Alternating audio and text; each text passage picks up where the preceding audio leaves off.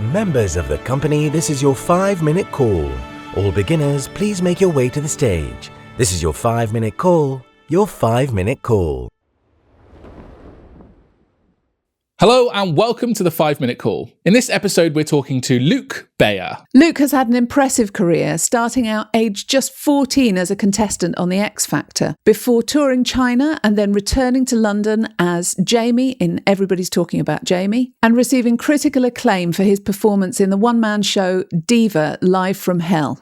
Luke has received a Broadway World Award for Best Alternate in Everybody's Talking About Jamie, an Off-West End Award for Best Leading Actor in Diva Live From Hell, as well as a West End Wilma Award. We talked to Luke about the highs and lows of his early start, about his preparation method for learning new roles, as well as the challenges of performing a one-man show.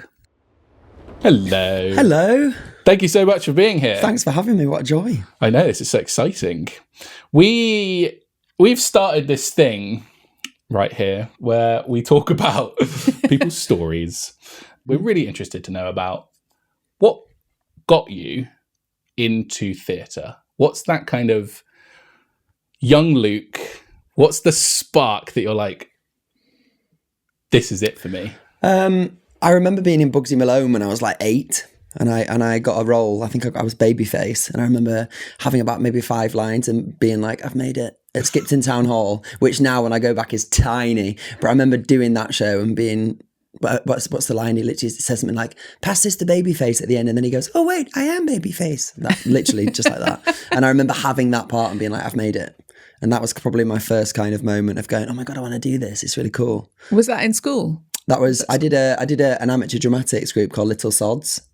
But I'm from Skipton, but it was like S-A for amateur, ODS. Which is kind of iconic, I think. So, yeah, it's great. And like I did it with loads of other like young people. We did like a school's edition version of Les Mis when I was about 10, 11 or something. So it was really cool. What We did had like you play great in opportunities. That? I played all of the parts. I played like the factory foreman. I've actually got footage of it. It is kind of iconic. And it's all like sky high. It's like little boy unbroken singing. And my sister was 14, so I was like screaming at her. It was so and I played one of the... give you a poke, whatever the lines are in Lovely Ladies bit. Obviously, I had no idea what I was saying, but was just giving it loads of banter. Everything, basically. All of what are the bits with Thenardier was about to rob the house. Yeah, the robbery and yeah. Again, all of that was like sky high. Yeah. The mic's probably on. Yeah, like sky high. But yeah, and that was like another kind of key. So, did you have family members who you said your sister was in it? Did. Yeah, she's very good. She's actually a very, very good singer, and I always say she's a much better singer than I am. But like growing up, she would have like proper singing lessons, and she was like a classical singing teacher. And we used to go every like Thursday after school. It was like 40 minutes away. And we used to drive there. She'd have the singing lesson. We'd go to like the supermarket, do some shopping, then go and pick her up. But I never got the lessons. Oh, I'm sorry. Thanks a lot, Linda. But is she still performing? She's not, no. She's got children and she lives in the north. But we did shows together and she was always like very good and just... But I used to practice in the house and my mum would be like, oh. Chiropractor, she'd be like, she's amazing. Fuming. What was the point then where you started having lessons? Was it after you'd done your performances and you sort of wanted I feel like I never really did. I just kind of was confident. As a child, I feel like when you're a child, you have this kind of undying confidence that you can just do anything. Nothing kind of phases you. And I feel like my voice was like unbroken. And then when I did X Factor when I was 14, I feel like that is the moment that I was like, oh God, not everyone's going to be nice. So just back up a second, because not every 14-year-old boy goes on X Factor. Yeah. How did that come about? Well, they lowered it. They lowered the age that year. And I always said, I was like, when I'm old enough, I'm going to go for it. We'd gone for it. My sister had gone for it a couple of years before for like Pop Idol or something. And she's not ballsy enough. She's great, but she's not.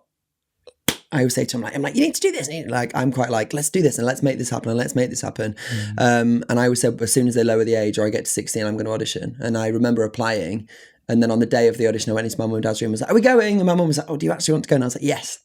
So we got in the car and off we went to Manchester and just kind of went from there, really. But that was a wild kind of time. So my voice was breaking and obviously people's voices break at different times. And so it was a bit of a crazy time. Yeah, tell us more. It was a great experience. I loved it. And I mean, it was a bit of a whirlwind because X Factor at the time was such a huge program. In 2007, Leona Lewis had won the year before. One Direction hadn't come yet. Little Mix hadn't been. So there was all these big people yet to be found. Yeah. And I don't know, it's just one of those ones where I kind of just kept finding myself getting through. And then I was like, oh my God, this is kind of crazy. And then there were 6 of us left, 6 boys. And I remember we did the last bit of boot camp at the Apollo where I ended with Ian and Jamie. So it's kind of full circle moment. Really Wow. nice. Yeah. So, and I remember being there and just being absolutely terrified because they make the stakes feel so high. Yeah. Because it's a TV program. I don't know if you've read the book Chart Throb by Ben Elton. No. Perfect. It sums up. Really? Yeah. It's brilliant. It's a very, very good book. Yeah, it was a great experience. My mum got to come with me for the whole thing because I was under 16, which I also think was like a real blessing because otherwise it would have been. Yeah, I was going to ask you what kind of chaperoning My you mum had. came. Yeah. But otherwise, I feel like even at 16, like the boy that won that year was 19, which now I go, you're a child. Yeah. But like he was so like emotional and understandably because it was such a high stakes, high pressure thing. And it was like, if you don't get through, how are you going to go on with your life? Wow. As a 14-year-old, I was like, I don't know if I can. Looking back on it, I mean, from an outside perspective, it's quite destructive, I think. How did you feel in that? Was it like stressful? Or did you just kind of went with it? Well, I cried. My first audition, I cried because I remember walking into the room. I'd done like a few producers rounds first. And then on the day at the time, I don't think they'd do it like this anymore. Or they did it like this toward the end. But I went straight from the producers and then went straight into the judges. They were like, oh, you now are getting taken through into the other side of the building. So I went to the other side of the building. I walked into the room and there was reams of people sat down the side of the room. So as I walked in, but on the footage, you can see me go like this. And it's because I thought there was just going to be the 4 of them. Obviously, there's loads of cameras, TV crew. Probably about 50 people sat at the side of the room. Obviously, like producers, sound people, I don't know. And that kind of caught me off guard. And then, I don't know, it's just a weird at experience. 14, you must have very little to draw on there to help you cope with that. Yeah, it was crazy. And I remember singing, and my singing teacher at the time had given me Maggie May by Rod Stewart, which is iconic. So random. But I remember her being like, oh, your voice is kind of breaking. It's a little bit raspy. So let's kind of go with that. So I sung that and I don't know. Again, I feel like I still kind of had that young confidence thing of being like, oh, it'll be fine. It'll be fine. I'll be fine. And I remember then afterwards finishing and they were like, oh, we're not sure. And I was like, oh my God, this is so embarrassing. And people knew, my school friends knew I was going for it. My friend had come with me. And then the stakes suddenly feel really high. And obviously there's bits that are edited that don't make it to TV. Yeah. You're in there for a much longer time. I got given a song to come back with the next day. The song was too low for me because my voice wasn't broken. So I couldn't actually sing the first bit of the song. So when I went back, they asked me to sing You Raise Me Up. And when I am down, the first bit, I was like, when I am down. Oh my, because I couldn't sing, it was so low. So I just skipped the first verse and just sung the chorus once. And then they were like, have you learned any more? And I was like, no. Nope. And they were like, okay. Again, cried again. And then my mum was like, here we go. Now you've cried. We're off. My mum used to say that about me after exams, music exams. If I came out crying, I'd done really well. And the only 2 I came out going, yeah, that was great. I failed them both. Oh. Brilliant. No. Brilliant. I remember I actually had a singing teacher in primary school and he used to go, sing through your nose. That was a warm-up he did with us. Okay. Great. Iconic. Thank you to him. Yeah, literally. Yes. Thank you. I won't say his name, but bless him. No. And he, I did a grade 3 singing exam or something. And I got there, and they were like, "Oh, you've practiced the sight singing," and I was like, "What is that?" We'd never done any. He didn't teach me half of the curriculum, and then I went in for the exam, and I think I had to sing, "What do we do with a drunken sailor?" Iconic. All these moments that now are coming back to me as I'm speaking. I'm going, "Wow, that actually happened." So how does all this not put you off singing? Like how? Oh, I feel like singing is, and a lot of my friends that I speak to, singing can be really stressful. I can get really in my head and get really stressed. And I read a lot of books and I watch a lot of things online. I watch a lot of vocal technique things and a lot of singing things. And I love it. But then when I do it, I'm going, oh God, I know that was wrong and that could be better because I can do this to make that better and that sound. And it's a constant learning process. But I feel like you kind of have to allow yourself, this is what I always try and tell myself now, to allow myself to do what I can do on that day. Because I've had to sing at things before and I've been like, I literally have no voice because I'm exhausted. I've not had enough sleep, I've not drunk enough water, all these different components that can have like a direct impact. And you have to go, I can only do what I can do on this day. And I actually did a concert recently at the Dells and I was really looking forward to it, and I was sick. I got COVID, then I got rid of COVID, I got the flu, then I got rid of the flu, and then I had like a cold, chesty, that cough thing still. And I got to my concert day and I was like, oh, I've got this great set list, I'm really excited. We were practicing and I was like, I can't sing half these songs. I was like, one bit of my voice, I was like, I don't have that. It's not back. I actually said to you, didn't I? I was like, my voice is, ooh. And I sung the first song and I turned to the audience and I was like, guys, we're going through this set list and we're going to cut and change as we go. And we're going to make it through. I said, this is live. I said, I've been ill. I knew you were coming today. I'm very grateful for you all being here, but we're going to have to make it through this how we can, because actually I'm actually not well enough to be here. Having done the first song, I was like, you know? I think actually recognizing that in yourself is such a powerful thing to begin with. Yeah. But also having the confidence to say, you know what, this is what I'm doing. This is where I'm at right this very moment. We're going to roll with it. We're going to work with it. You're still going to have a great experience, Amen. but it's not going to be quite the experience that you anticipated. Yeah. To be honest, I actually think you probably gave a better experience to those audience members because of that. But it's, I think, having that self-awareness is hugely powerful. Yeah. Hugely. And I just thought, I was like, I'm better being honest than just saying, oh yeah, I can sing these songs. I know I've got those ones, but those ones, and some songs that I've sung so many times, I was like, oh, that's an easy song. I was like, I literally just don't have it today. It's just not there. Because it's sometimes, if whatever, there's so many components, but that was just from being ill. And I still feel like now I'm still kind of like strawing and all the things to get my voice back. Yeah. A couple of months ago, I had pharyngitis. And it was awful. And top range completely went. But I had these amazing low notes that I'd never had before. And I was like, you know what? This is kind of fun. We'll explore this for a bit. Yeah. It's just like, great. I can't sing anything else, but I'm going to be so deep for like 2 weeks. And it was glorious exploring those notes. Have I retained them? No. Love it. Yeah. So when do you think you started learning that kind of acceptance of your voice? I don't know, I feel Did like... you always have it? No, I feel like as a youngster, I just would just go for it and hope for the best. Yeah. I feel like having had different singing lessons now as I've grown up, you can sometimes get overwhelmed by lots of different knowledge. Sometimes, because I think I can be quite literal. So when you're being told one thing and then another teacher goes, oh no, that's wrong and this is right, you go, ah! And then for me, I'd get so overwhelmed and in my head that I was like, I need to take these bits of information that are useful to me and go, that works, that doesn't, so I'm going to leave that bit there for now. I might come back to it. And I think having been able to do that maybe kind of helps. And also accepting what your voice sounds like. I feel like I listen to people and I go, oh my God, their voice is amazing. But I don't sound like that. And that's different to how I sing or where my voice wants to sit. But I can respect that and try and learn from that. But also go, but my voice sits in this place. And I'm actually better at singing those kind of songs than those ones. Oh, that's huge. Oh my God. We are 2 minutes into this podcast and you're already dropping amazing wisdom bombs. Let's back up a bit. So X Factor doesn't go your way. What happens after that? So after X Factor, I went back to school.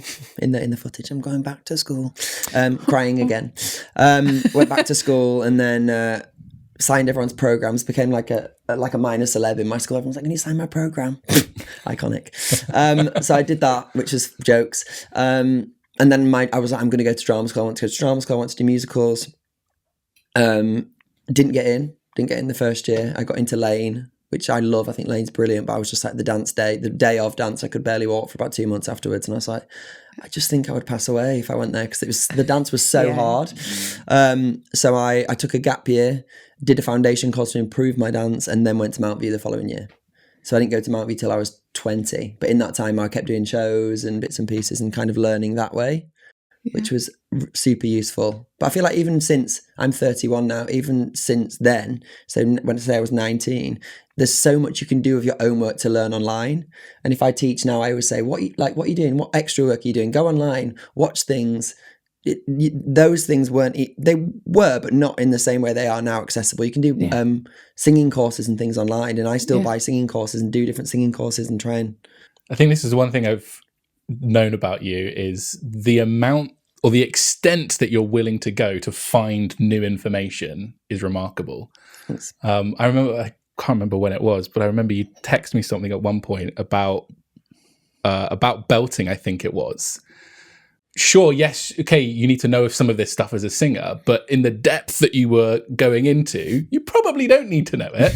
But I love and admire that you just seek this knowledge. And I actually think it reflects, actually knowing some of your history now, I think there are elements of this throughout, but it does reflect, I think, in the way that you go about your performance, which is really nice.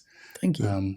So anyway, a slight aside, but I wanted to drop that. You mentioned the danger of it, though, if you're very literal, that you're sort of being bombarded with not even different information, but possibly different explanations of the same information, which can then be received differently. Right. You've obviously found a way of reconciling that and being able to. But do you think that's a danger for younger singers if you'd been doing all of this online stuff when you were 15, 16?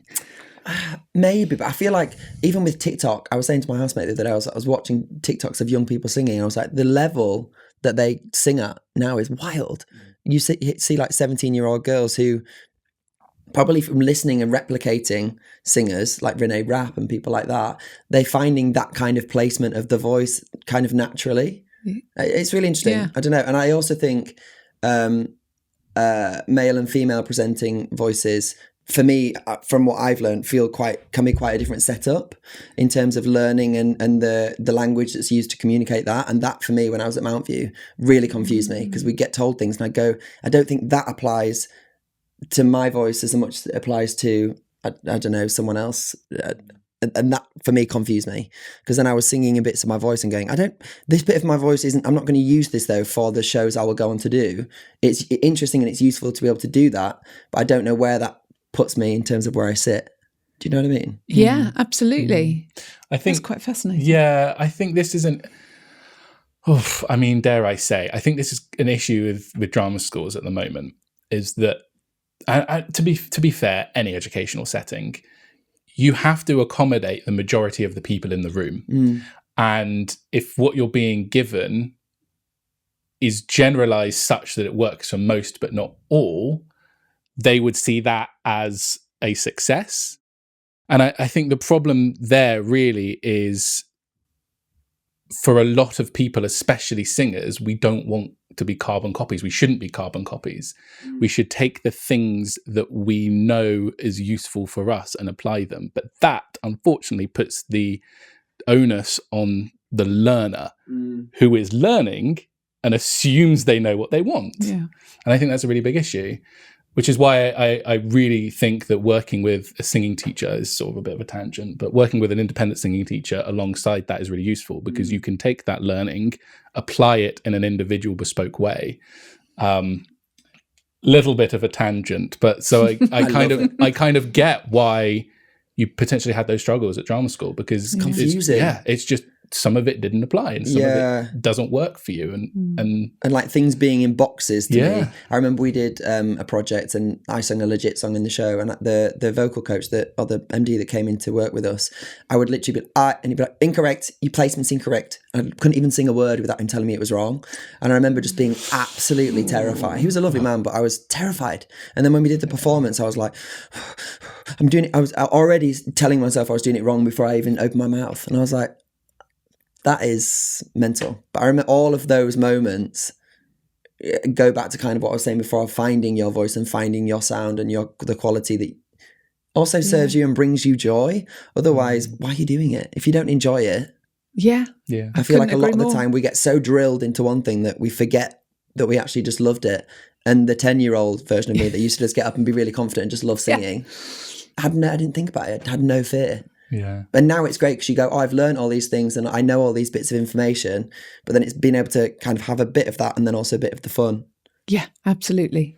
Absolutely. I mean, you're absolutely talking my language. I say this a lot. Articulate to me why you picked up singing in the first place. Why was this joyous to you? Because it's not bringing you joy right now. So let's find out why it did bring you joy, and let's clear out the stuff that's in your way, and let's get back to that. Yeah. Because we're not going to do good learning if you're in whatever the opposite of joy is. We're not going to get anywhere at that point. We'll get back to the episode in just a minute, but I just wanted to quickly say that 75% of you are not subscribed to this channel. So if you could, hit that subscribe button, like this video, and ding the bell for notifications so you never miss an episode in the future. So did you have a clear idea of what kind of performing you wanted to do when you went into Mount View? I thought I was going to go in and then come out and do something like Les Mis. I thought that was where I was kind of going to go. Right. And then I came out of Mount View and auditioned for Les Mis and bits and pieces like that. And again, I was still a little bit, full disclosure, love Mount View, great school. But I was a little bit in my head still, probably on me as well, because I'm quite literal, in my head of going, oh, but where am I placing that? And where's all these things? And then probably going into auditions and presenting that way. They could tell that was in my head. And that doesn't, that's not, you're not going to get a job by doing that, because the panel want to go, lovely. And things get let go in auditions because it's high pressure and all these things. So I kind of thought I was probably going to go down that route. My first job was a singing tour, which was really fun, just to have a bit of sing, have a bit of a sing. 12 tenors, is that 12 right? 12 tenors, yeah, in China, which was... 12? That's an exciting little side to begin with. Your first gig is going abroad. How does that... I mean, that's happened so quick. I remember we auditioned and we had to sing in front of each other in the audition, and there were some brilliant singers in that. And even in that, I felt like I had a bit of imposter syndrome. I was watching some of the people sing going, oh my God, they're amazing. There's a boy called Sean Chambers and he sung Nessun Dorma. Unreal. I used to watch it. He'd just be sat down as casually as this, playing out. Wow. But not like, it wasn't like a big shouty sound, but it wasn't like a really thin sound. It was just like smack bang in the middle. He was amazing. And I used to just sit and watch him and be like, wow. I think that's nice. I think it's nice to I was like watching him just going, wow, that's amazing. And did you try playing with those sounds yourself? Yeah, I mean, again, but in my version of what that is, you know. Yeah. So playing with sounds, kind of exploring, working with other people, but in a setting that is fundamentally alien to what you're used to because you're abroad. How does that work for you? I feel like I was so young. I feel like as a young person, I was 21, 22. I feel like I was very young-minded. I just kind of took it as it came, and I sung a pop song in the show, and it had like a dance break in it, and we went out and danced with the audience. So for me, it felt quite fun and quite casual. And it kind of just flew by. That time just kind of went, and I was like, okay, this was cool. This was a nice start, and then let's come back and see what happens, you know. Oh, what happened?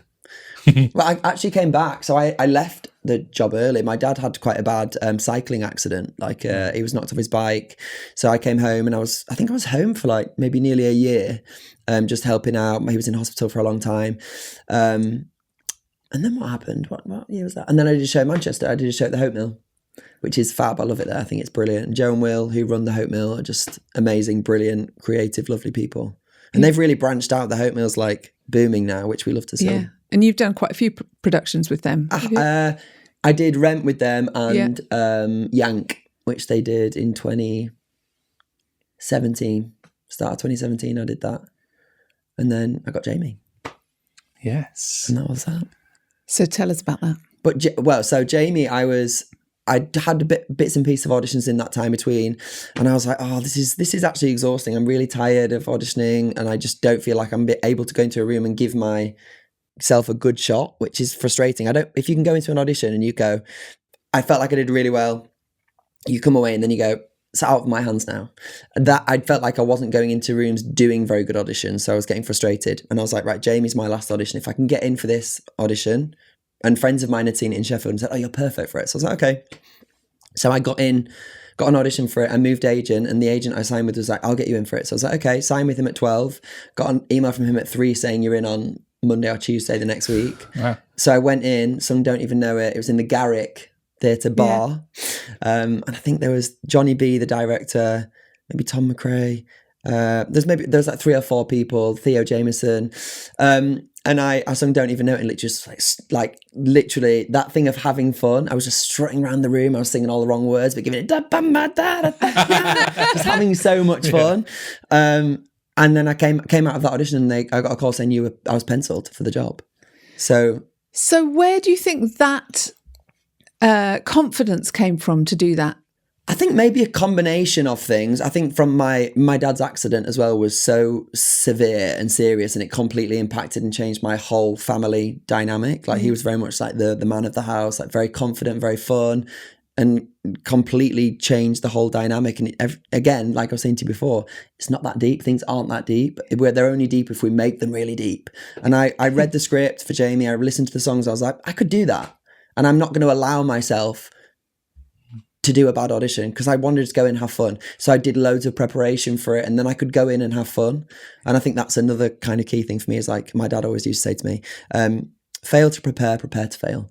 And I was like, you're not wrong, Charlie. You're not wrong. And actually that's so true, because then you can go in and you go, I know exactly what I'm going to prepare, what I've prepared and what I'm going to perform and present. And then it becomes more of a sharing rather than being terrified and, you know? Yeah. And I think maybe a kind of a combination of the two. And because it felt like, I really felt like I was right for that. I was like, I really could do that. So I think it was kind of a few bits and pieces kind of. Can you tell us a bit about your preparation method? For that?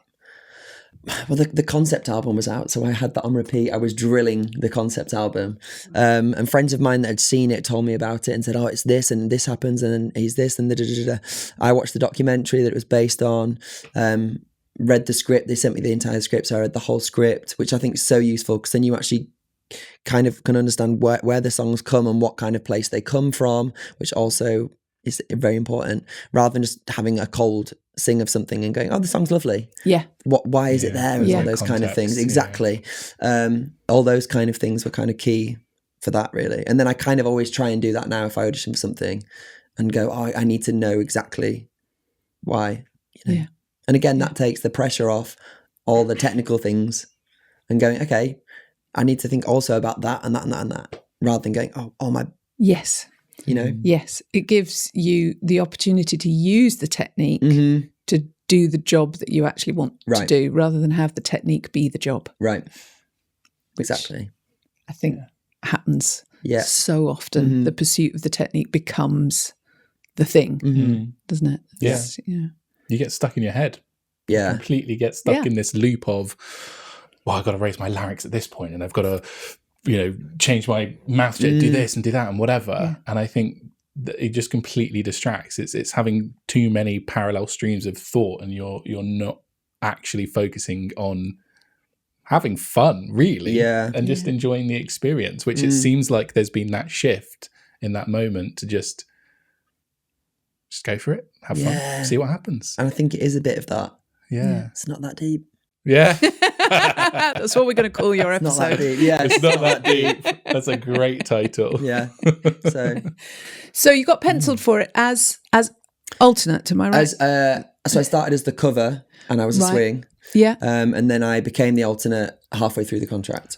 Okay. So then I had 2 shows a week, which was great. Could you tell us, sometimes we stop on the podcast just to sort of shine some light on a particular role. Could you tell us about being an alternate? What's the job? What does it entail? So as an alternate, I still stayed a swing as well. So I would go on for the ensemble tracks if they needed me, but I would have, I think it was Monday nights and Wednesday matinees that I did every week. So they were my set 2 shows. And then the other person that was playing the role would be off, not in the theatre those days. And then if he was off any other times, I would also then go on. So yeah, so you have set shows, which is kind of nice and kind of exciting, because then you've got the excitement of doing it, but not the pressure of doing it all the time. Which is a really lovely way of looking at it. I mean, I've worked with a lot of alternates, and it can be a really hard role because you're not getting into the swing of it every night. That too. Did you find any of that? I feel like by the time I became the alternate, I'd already done it a lot, so it felt quite in my body. And if I'm honest, I found it much easier playing Jamie than doing the ensemble tracks, because the ensemble tracks, so much dance, which I love. I like dancing, but everyone that was in the ensemble was the most brilliant dancer, which I can dance and I can hold my own, but it doesn't sit as comfortably. I don't sit as comfortably in that skill set. So I found that more stressful, being like, oh God, that bit's changed and I'm doing this on the other side today. And whereas the Jamie stuff, I was like, okay, this is cool. I know the lines, I know the songs, I can play around with it. We had a lot of freedom to make it our own, which was great. A lot of the vocal stuff, they were like, oh yeah, you can mix that up and you can change that and you can add whatever you want in, which was so great. And I think really especially because it was right at the start of the process, there were still things that we were finding, and like, again, they were happy to kind of celebrate people's individuality, which was great. And John was amazing. I used to watch him and be like, oh my God, I don't know how I'm ever going to go on having watched you do it. And then you have to, obviously, it's your job, and they call you and they go, you're on, and you go, okay. And then you find your version of it. So did you start off trying to do his version, do you think? I don't think so. I think we're so different that I don't know. Again, to me, I just didn't really think that much about it. And to be honest, my first show ever that I went on, I used to scooter everywhere, and I had my scooter and I was scooting to the train station. The company manager called me and said, hello, darling. And I was like, hello. And she went, you're on this evening. And I was like, oh, great. I had a sty on my eye. I have never, ever had a sty before, and my eye was swollen shut. So I did the first show with one eye. Wow.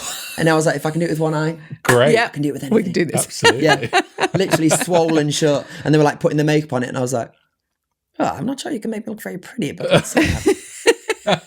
yeah. So how's that with the depth perception with just one eye? I don't know. Again, I didn't think about it. I was just thinking, Was it in the body then at that point? Was it literally just like you could have done it with your eyes closed? I'd had a lot of rehearsals. Yeah. We opened in, I think, October or November, and I didn't go on till March. So we'd had 4 months. I'd done the first cover run. I'd done the second cover run because there wasn't a second cover at that point.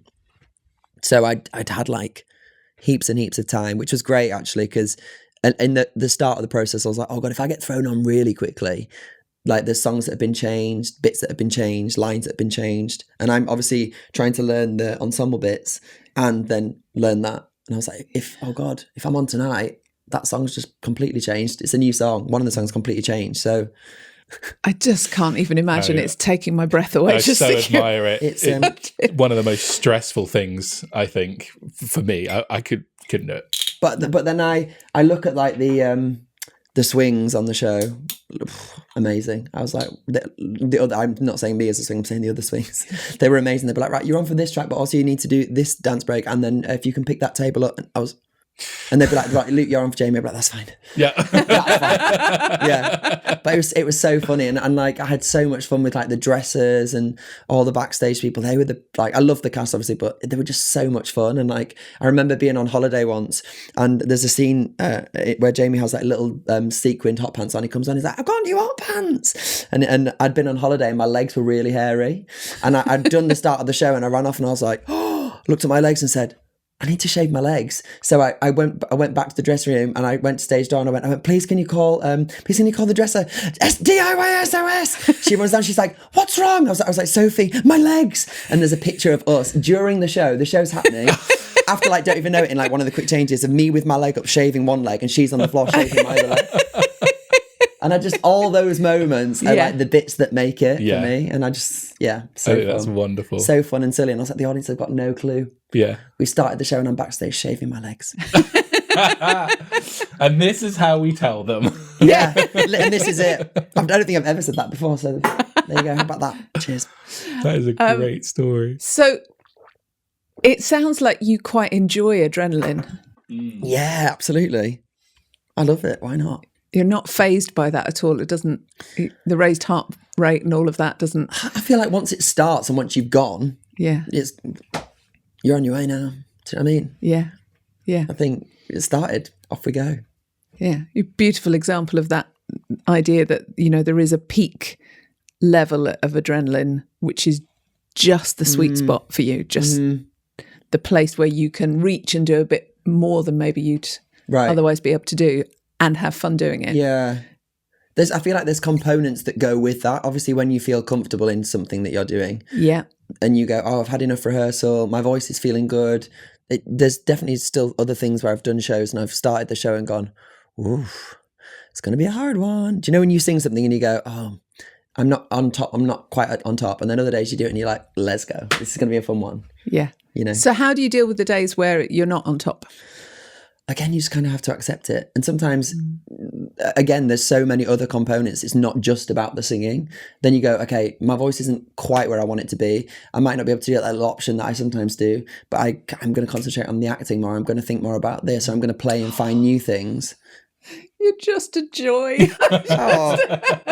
But just putting the energy somewhere else, Yes, rather than going, completely agree. Because otherwise you crumble, and for what? People have paid to come watch. Yeah, and the danger is that if your voice isn't working, you get into a trap of thinking that's what my performance is. Again, it's a bit like the technical prowess being the goal. Yeah, it's that's what my performance is. That's what they've come to see, and forgetting all these incredible other skills that you bring. Yeah. That if you hadn't had, you wouldn't have got the role in the first place. So, as you say, to lean on them, to lean into the acting. Yeah. It's funny. It's fun. Yeah. Yeah. Like I did Diva Live From Hell a couple of years ago, and it was just me, and that was a whole other thing for me. Like that, nothing will ever be as scary as that for me. So we wanted to ask you about that. Did indeed. Tell us some more about that. How did it come about? Exclusive! That's exciting.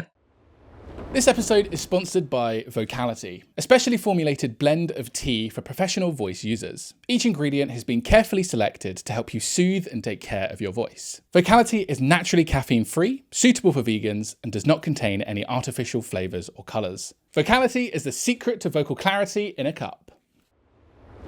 The director and the producer, they said, we're doing this show, do you know it? And I was like, oh no. And they said, we think you'd be perfect for it. And I was like, okay. So I listened to the album and I was like, oh, this is fun, like really cool. I don't think I realised how hard it would be to learn a full script that's just you. Naively. I got to the first day of rehearsals maybe like a week and a half before we opened, and I was still doing Millennials at the time. And the lovely boy who was the understudy, Desmond, said to me, he said, oh, how much have you learnt then? I said, I've not looked yet. And he said, oh, I know half of it. I was like, I think you might be on an opening night then. But then it was just kind of a process, and kind of again finding ways that make it easier for me to learn, which sometimes is quite visual. Okay. And my friend Liv showed me this thing of writing lines out, but writing the first letter of each word.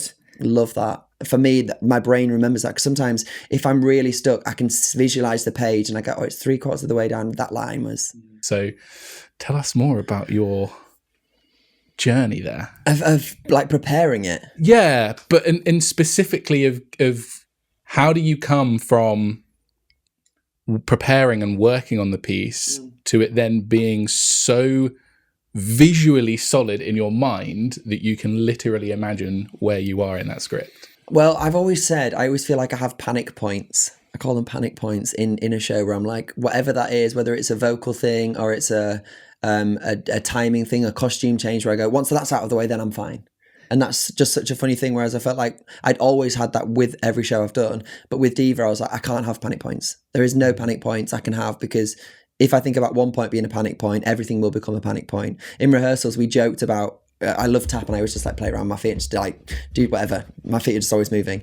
And I joked about doing a tap break, and they're like, oh, let's put one in then. And I was like, yeah, that'd be funny. So anyway, we did a tap break, and then and then when it actually got to the show, I was like, oh my God, I'm actually doing a tap break by myself in the show. I was like, imposter syndrome. I was like, I've got some friends that are coming that are like real tappers, like real 42nd Street on the stairs. And I was like, oh my God, I'm a fraud. But then I was like, I can't think about it because it's happening. And if I think about that tap break, which is halfway through the show, I've already sung 6 songs. They could have all gone wrong. Yeah. Do you know what I mean? There's so many props and things, bits slamming, that I was like, I just need to kind of just trust that I've done the work. And I definitely felt like on the first preview in the dress run, Danny with the camera, Danny Calm was there taking pictures. Yeah. And he was like, how are you feeling? And I was like, terrified. He was like, no, you'll be fine. I was like, I'm really not sure I will, but we're here anyway. But because it was just, it felt overwhelming at the concept of doing it all the way through and not stopping. Because in rehearsals we'd done like chunks and then gone, oh, that's cool, okay, let's have a 5-minute break and then we'll come back and carry on the next bit. So then when we actually did the show, we found moments where I would go and get water, and then I would have a sip of water and then have a bit of banter with the audience in character and then kind of carry on. But that kind of started from a place of knowing the show in chunks, and the band were on the side, and I used to wander over to get my water and have my water. I'd go, And I would look at the band's music and go, big time. And in my head, I'd go, how do I get there? And I'd have a second of just trying to like fill the space with energy, going, I've got it. Okay. Because my brain was still making the links during the show. And then obviously as the show went on, it became more second nature for me to find it. So it was kind of a process of trusting it at the level I already had it at, and then just letting it grow from there. Because I couldn't physically do more to make it easier for myself, because I felt like I already had. And if there was lines that I'd done wrong, I would go home that night and be like, right, I know I said this bit wrong, so what was that? And then I'd look and I go, that's it. So it's kind of self-correcting throughout the process, but also being kind to myself in where the show already was, because otherwise you drive yourself insane into a spiral, because you've got to go back the next day and do 2 shows or whatever. Yeah. And we kept having show stops. The show kept having to get stopped because I kept sweating the mics out. And on the press night, I sweated the mic out. I did the tap break and the mic sweated out. I sung the rest of the song without the mic. And then we stopped the show. I stayed in character and like screamed at this. Desmond, the lead character, is horrible. And he's based on like Rachel Berry from Glee. Right. Like really pushy, like would kill anyone for the role. And I screamed at the sound girl. There's like a joke earlier in it about the sound girl. And I was like, Megan! Screaming at the sound girl. And we stopped the show and I stormed off. And then they were like, are you okay? Like, obviously, as all joke, I wasn't being a diva. And then we sorted the mics and stuff. And then I came back and then I had to do the tap again. So on the press night, I did the tap twice.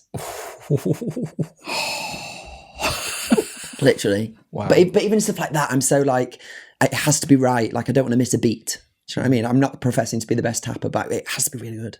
So every day before the show, I'd do the tap just once. I was like, I don't need to do it multiple times because I'll psych myself out and then I'll forget something. But I just need to do it so it's spot on. Right. That's a real skill. That I know I need to run it, but I'm not going to overwork it. Yeah. When did you learn that? I think you can burn yourself out. I've definitely done that before with singing, especially when I was younger, recording for YouTube and things like that and practicing at home. I would sing things over and over and over again. And actually, when I started practicing, it probably wasn't that bad. But then I was trying to be really specific with detail that I was driving myself into a hole. And then by the end, I'd just be actually burnt out. And then I'd be even more annoyed that I couldn't do it. But I was like, I've literally just tried to scream that out. I sometimes have to check in with myself, being honest. Now when I do that, I like singing stuff at home, and if it's like crazy high and I'm like trying to scream it out, and then I'm like, right, I actually need a break. It comes back to that self-awareness, having that self-awareness to go, you know what, actually now is time to stop is so powerful. Yeah. It sort of comes back to it from a teaching perspective. I see people that do proper exercise routines before going to perform, as opposed to doing a warm-up to perform. And they've just destroyed all of the useful part of their voice because they've just exhausted it by doing too much. But I think it comes from a point of potentially not knowing that is a bad thing to do. And I really like how you just have this innate connection with your voice, that you can recognize that we've done it too much, or we've just gone over here, we've just taken it, and now we can stop. Yeah. I think that's really, really nice. I think it's important. It's really important. Otherwise, you do just burn out. And I spoke to you about Tyler Weissong. Yes. I found this guy online on YouTube, and I'm obsessed with him. He followed me on Instagram, and like, if I ever post a singing video and he comments, I'm like, it's good. Tyler commented, and he's brilliant. But his is all like, it's all about like mix quality voice of like blending the registers and things. And I actually bought his course when I was doing a show, and I was doing it every day before the show. We do the group warm up, and then I'd go and do that warm up myself. And he always says at the end of his workouts, he goes, remember, guys, Rome wasn't built in a day. I'm like, thank you, Tyler. So nice. He is so But great. he's brilliant. So nice. He's got so much like free stuff out there, but also his courses are so good. And I love that. And he's so passionate about it. And then I listen to it and I'm like, brilliant. How do you deal though with, because this is sort of in the rehearsal or the practice environment. How do you deal with, that if you go on for this show, you're going to burn out? Do you have that self-awareness to go, I'm not going to do it, I'm going to take a break, or do you try and push through? Generally, I think my burnout point is quite high. Okay. I feel like I can always get through, but then it's about the rest in between, I think. Sometimes it's harder if there's no understudy, or you are the understudy and it's you or no show. Sometimes you go, oh, I just have to kind of make it through. That's a hard one, isn't it? I definitely feel like my concert recently, if I could have gone off, I would have gone off. After that first number, I'd have gone, goodbye. Yeah. Just out of knowing, I was like, I don't like doing things when I don't feel like I can fully give everything. Because then you come away and you go, that's annoying. Because you never know who might have watched that and then you were a bit rubbish. For what you think is a bit rubbish. Yeah. But then you also go... And I also think that's opened my eyes when I watch things and I go, oh, they're maybe really tired or something, rather than, especially online, people are so cruel, actually, and mean. I've seen people comment on things before from performances I've done, friends of mine have done, West End Live, things like that, and just say really horrible things. And I go, have you done it? Do you want to do it? Or like, it just blows my mind that, especially other performers that say it about other performers, I just think, why? It's not your business. Yeah. Stay in your lane. It's not that deep. It's not that deep. Do you know what I mean? Like it just that to me just feels like negative energy. Because there's so many components of things that could have gone wrong on that day. Like we did Children in Need years ago with Jamie, and we'd done the tech the day before. All went really well. The sound was great. It was all booming. And then the next day we did a show. And I was on as Jamie, and then we went straight from the show in a minibus to like Elstree or somewhere to do the performance. We got there, got into the costumes. It started, Becky McInnes sung He's My Boy, and then it went into Don't Even Know It. The doors opened. I started singing. My mic was off. Couldn't hear a thing. Do you know when it's like such a big space and the ensemble vocals are really loud? It was honestly like I was going... And I was obviously still singing.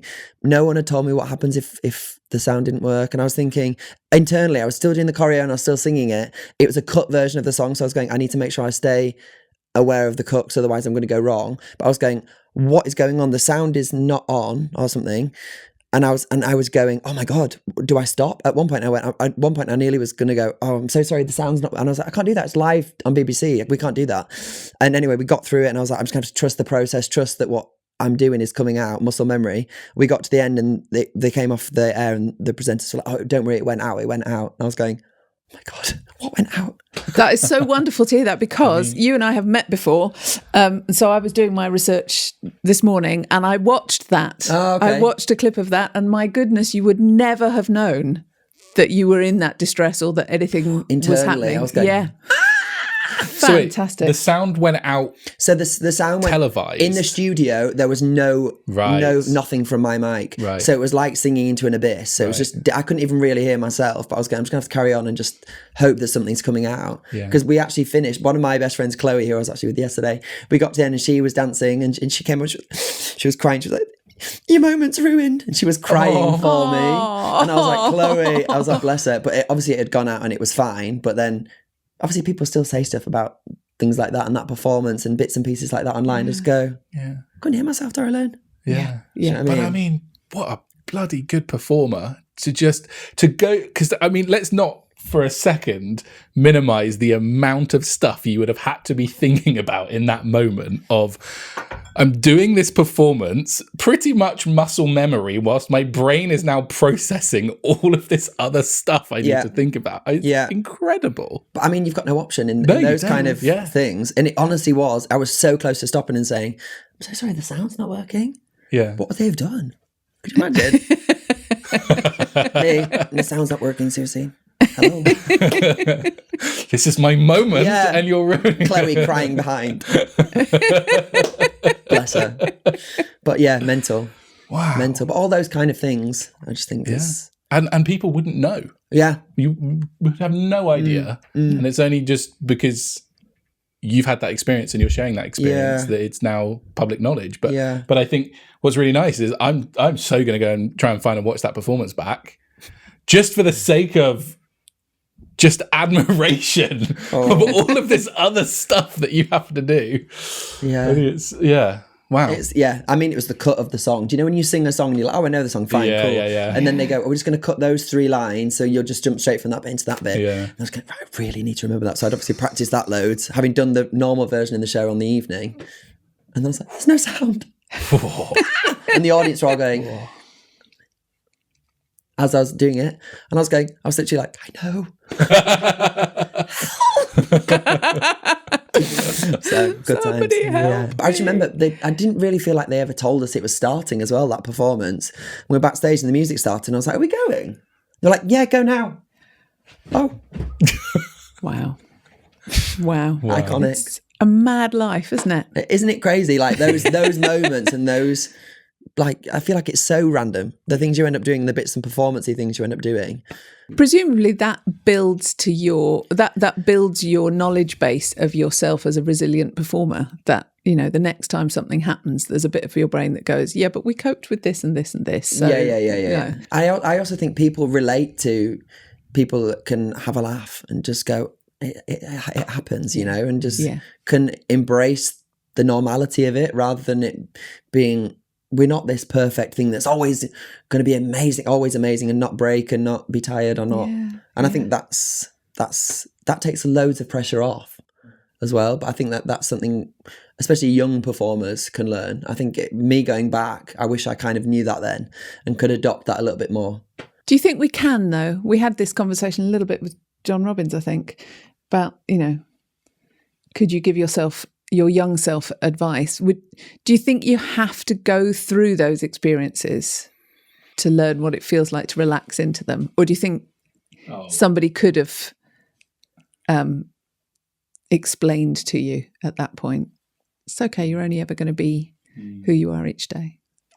It's such a good question, isn't it? I feel like it's always easier when you know it, when you come out the other end, once you've done it. It's so true. Yeah. Because then you reflect on situations and things that have happened and you address how you behaved in those situations to go, would I do that again? Would that have happened? Or would, easier said afterwards, isn't it? Yeah. It's the difference between experience and a thesis, really, especially with stuff like this. If you haven't experienced it, it is not part of you. And so you cannot relate to it and therefore not action it.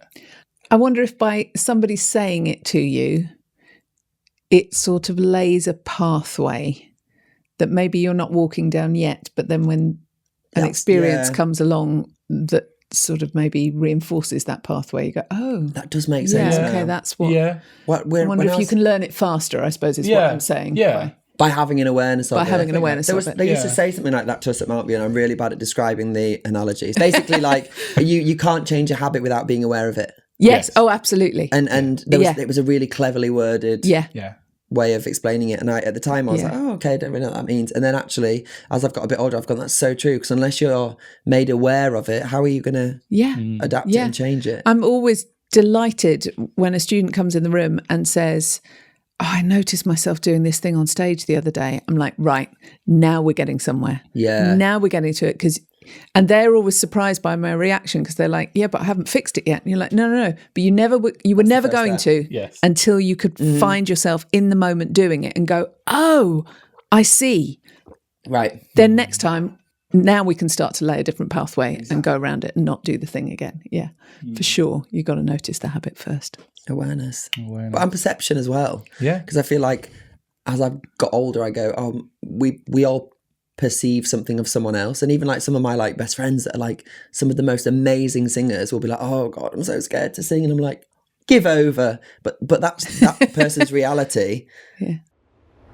Do you ever watch any of your stuff back? Like if you're practicing or rehearsing, do you watch it back? Yeah. In what capacity do you watch it back?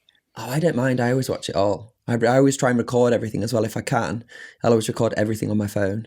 So especially audio, because I think sometimes my brain can tell me that it's worse than it is. And then I listen back and I go, oh, it's actually not as bad as I thought. Or especially with like pre-taught singing things of like me being OCD, like registers and things like that of going, oh, I know I can put it in that place and that's actually better. And and then people go, oh, you're really good at that though, aren't you? And I go, am I? And it's that perception thing of people saying, oh, but you can sing anything. And I go, oh, I don't feel like I can because I know that I'm not actually very good at that. But that's me being hypercritical of myself, but then practicing to go, oh, I can put that in that place. And then if I don't have that bit of my voice, I know that I can use that, and kind of like pre-troubleshooting. Yeah. So you kind of like watch it back, analyze, and then almost take like these puzzle pieces that you can then go and apply to different things. Yeah. That's really nice. Yeah. I think it's useful. Yeah. I think it's so useful to be able to watch yourself back, because I know a lot of people that are kind of scared of listening to their own voice back. But for me personally, I don't know how you would get better. Yeah. if you can't listen to yourself and accept the way your voice sounds. Yeah. Because then you can manipulate sounds and qualities and go, oh, I like that bit. That bit's, I don't love the sound of that, but I can make that sound. Yeah. Kind of troubleshooting again. Absolutely. I was thinking about this the other day, about whether it is necessary. It's obviously desirable for a singer to like their own sound. But is it unrealistic to expect that we will like all the sounds that come out of us, especially if we are trying to expand our skills into a different genre or a different style, or adopt, as you've said, hear somebody else and think, okay, how does that work in my voice? I don't know that this is a question, really. I'm just saying I was thinking about it. I was thinking, actually, we talk a lot about trying to accept the voice and like it and, learn to love these things. But actually... It's subjective though, isn't it? Yeah. Because what a voice quality I love, someone else might go, oh, I hate that. I don't like listening to that at all. Like... A friend of mine showed me a video of someone the other day and said, oh, do you like this? Do you like this girl's voice? And I said, oh, I love it. And she said, oh, it doesn't, I can appreciate it. And I think she's obviously very skilled, but it's not and it was quite like Billie Eilish, breathy. And I was like, I like it. I appreciate that tone and that quality. Yeah. But it's not everyone's, but then for that person that sings, they might go, that's where I feel most comfortable singing. And that's what brings them joy, Yeah. Yeah. But I feel like, again, if you're singing in loads of different qualities, there's inevitably going to be bits you're like, oh, I don't like that, or that's not. Yeah, but it's right for the moment, or the MD has asked you for that sound in this production, or, right? And to be able to perform those sounds and maintain your self-esteem and your, is a challenge, I think. No, I agree. I'd liken it to something like dance. You might not like all genres of dance, but you might have to do them in a musical that requires that particular move or genre or whatever. Right. I think it's the same thing. You might not have to like a sound that you're making, but if it's a requirement of the job, useful, then it's a requirement. Yeah. It's nice to know that on some musicals you have a little bit more freedom where you can choose the types of sounds that you want to make and it's not so prescribed. Yeah. On others it might not be. But it's I think that's why I like new musical stuff, because you kind of have a little bit more leeway to kind of decide where it fits in your voice, whereas sometimes it can feel intimidating to have listened to someone sing it before and go, oh, I need to sing exactly like that because that's how they sung it. And if I don't sing it how they sing it, people go, oh, he didn't do that bit like that because he just obviously can't do it. Yeah. It's not always that. It's sometimes a choice, and sometimes it is that. Like, I did a concert a few weeks ago for an amazing American writer. His music was, it's called Jake Landau. He's amazing. Like beautiful, kind of like Adam Gattell, Stephen Sondheim-esque, and he had these amazing singers. And my voice from being ill still wasn't quite back to full strength, and I said to him, I was like, I can't quite get the end bit of that, but I was like, if we go higher, it's fine. I can hit it in this place and this. And he was like, oh great. He was like, let's make it work for you. Like, we'll go where you want to go. And like, I felt so much more comfortable knowing that. And on that day especially, I was like, oh, I can go higher, but if we're in this bit, it's not comfortable where my voice currently is. But then again, that's from experiment with sounds. And yes, yeah. And the antithesis of your experience at Mountview, where, you felt that the sound was judged almost before it had left your mouth. Oh yeah, terrifying. Being allowed to. Or feeling like you had to conform to what other people wanted you to sound like. Yeah. But then I was going, but that sound doesn't serve me. That's not where I get the joy from. Singing like that. And actually I don't see myself going down that path of doing maybe that work. Maybe, I don't know, you never know, do you? Like maybe you could end up doing that and go, oh my God, I love doing this and I love that quality and that sound. But it's just kind of about finding the joy in it, I think. I think we've just demonstrated that the thing I was musing on the other day is imponderable in a way, because on the one hand, you've got to make the sounds, you've got to make the right sound for the show, and it doesn't matter if you like it or not. On the other hand, you've got to find the joy. Amen. Amen. And it's not always about you liking the sound as well, is it? That's the thing. No, I think so long as, I think the answer to that is so long as there is enough in what you're doing that you can find joy in, you can then say, okay, well, I have to make these sounds and I have to do that. Yeah. And it might not be my usual wheelhouse, but it's working for the show. But I get my joy. And you're doing 8 shows elsewhere. a week. If you're doing 8 shows a week, you go, that's going to be hard to do that 8 times a week. It's exciting and it's thrilling to do it once in a concert. Yeah. But doing that again and again and again, 2:00 on a matinee. Yeah. Is that going to be fun? Is that going to bring me joy or is it going to bring me stress? Mm-hmm. And then it feels deep when you sit on stage and you're like, I don't have it. I don't have it in the tank. Then it feels deep. Yeah. Luke, thank you so much. Thank you. Thanks for having me. Amazing conversation. We're not quite done with you though. Okay. Because we have 2 questions. Okay. The first one is, we're called the 5-minute call. Mm-hmm. Can you tell us what you do at the 5-minute call? So I don't like getting ready too soon before a show. So I will probably be getting into my costume at 5 minutes. And the sound person's probably chasing me going, Luke, can you please put your costume on? I need to put your mic on. I was going to say, does that stress other people out? Yeah. But I Yeah. would say, I don't like it. Stresses me out because then I will sit and then I'll go, what was that first line? What's it? Oh my God, what was that? And then I'll overthink it. Whereas if I'm chilling, then I get ready, walk down to the stage, go straight on. Jamie, I would always walk down. I'd literally walk to the thing. They'd be like, and go straight on. Otherwise, it's too much time. Yeah, you get stuck in your head a little bit, I guess. To think about it. And then, So I used to love, I actually love these teas now. These are my new favourite teas.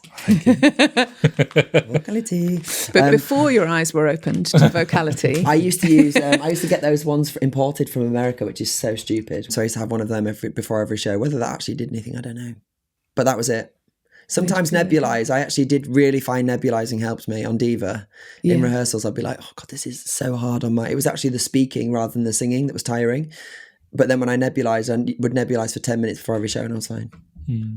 Whether that's an actual thing, whether it actually did help. There's a lot of people in town really enjoying them. Yeah. But I definitely, for that, it definitely helped. So we have started a little bit of tradition on this podcast where we get the previous guest to write a question for the next guest. And it goes completely unseen by everybody until this moment. So I'm going to read you the question. And it might not be me reading it because if I can't read the handwriting, it will be Claire that reads it. Brilliant. Okay. Oh, interesting. Okay. If you could do any job for 1 week, then go back to your usual job with no repercussions, what would you do and why? I'm going to go really, really rogue. With no repercussions. I don't really think that maybe is relevant, but this is just like a low-key obsession of mine. I'd probably get a job working at the Titanic artifact exhibition in Orlando. Because I love the Titanic. I am obsessed. I went to Belfast last week purely to go to the museum. And I just love it. But they didn't have any artifacts from the wreckage. Sad times. But in Orlando, I would work there for a week. So I could just see all the artifacts and then I'd come back. How amazing. Where's that obsession come from? That's just fantastic. You were like, okay. Wow. You were like, that seemed quite planned out. It was just, it was the specificity of it. Yeah, Was, in Orlando. Yeah. I just love it. I've always loved the Titanic. I just find it fascinating. I find the whole thing fascinating. I've always loved the books. Wow. I don't know, so random. My mum actually bought me a book recently, a couple of weeks ago. She was on holiday somewhere. She went to this vintage shop and they had this massive big book and it's full of newspaper articles from the time. Oh, wow. And she found it in the vintage shops. Unreal. And I was looking at it and there was loads of pictures of things I've never ever seen. And I've seen it all. Wow. So I admit that's what I would do. I just love it. Well, I kind of want that to happen for you fantastic. now. Thank you. Me too. If anyone's listening and wants to give me a job who for can a make week, that happen, fly me out. Luke needs work experience at the Titanic exhibition. Titanic. Thank you. Thank you for having so me. much. Pleasure. Thank you. That was really fun. On the next episode of the 5-Minute Call. For me personally, when it comes to mixing, the moment someone comes on stage, I can feel their energy. I know what they're going to give me. Today, we're talking to Alice Affleck-Mensah, a highly accomplished sound engineer as head of sound for Hamilton in the West End. Alice shares her journey from work experience at Hairspray to managing the live mixes for one of the biggest shows in the world. I remember my professor kind of saying, you're going to make tea for years. And I was just like, no, I don't want to do that. When I'm mixing, you want to pull it all apart. You want to hear every single instrument in the pit, and you want to hear them on stage, and then you want to put it all together and then go, can I hear everything, and how does that make me feel? I am the head of sound on Hamilton. It still makes me giggle to say that. That's so lovely. We really hope you enjoyed this episode of the 5-Minute Call. Don't forget to hit that subscribe button, like this video, and ring the bell for notifications. Your support really helps us bring you more amazing stories. If you are or have been affected by any of the topics discussed in today's episode, please see the show notes below for some helpful resources.